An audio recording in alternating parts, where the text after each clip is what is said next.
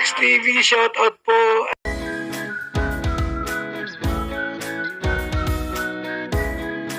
Isang mapagpalang araw po sa inyong lahat mga kalingap, maligayang pagbabalik sa aking YouTube channel Reacts TV.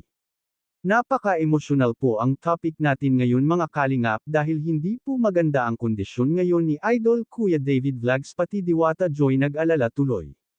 Pero bago ang lahat lagi nating suportahan ang ama ng kalingap, Kuya Val Santos Matubang at Idol Kalingap Rab, maraming salamat po.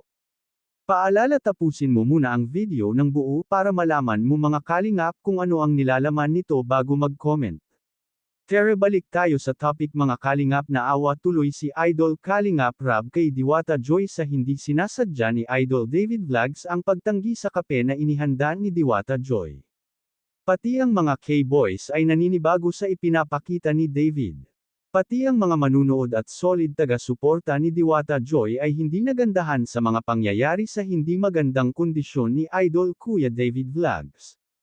Nakita naman po natin ang side ni Idol Kuya David Vlogs ay nanghingi po ito ng sorry pero hindi siya nagpapakita sa camera, ang K-boys lang po ang tagasalita.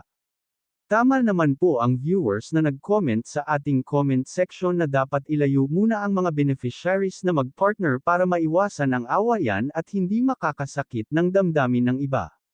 Walang nagawa si Diwata Joy kundi umiyak na lang sa harapan ni Idol Kuya David Vlogs para magkaayos sila dahil hindi niya alam kung ano ang problema nito dahil ayaw ni Diwata Joy na masira ang kanilang pagkakaibigan mga kalingap.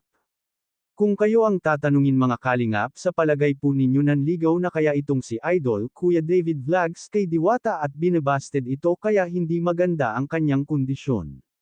Ito ay isang reaction lamang, free tayo mag-comment sa ibaba mga kalingap. Hanggang dito lang po muna ang ating Kalingap Reacts TV update ngayong araw mga kalingap, at huwag kalimutang mag-like at subscribe at i-on ang notification bell for more updates. Ingat kayo, la LG, to God be the glory, God bless us all.